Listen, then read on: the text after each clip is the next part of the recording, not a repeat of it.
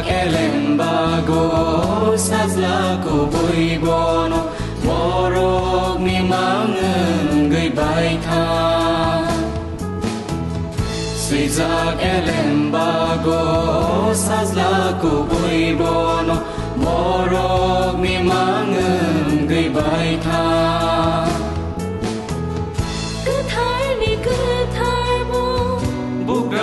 Bugra bo Masih jarok ni mo Hibi jarok ni bo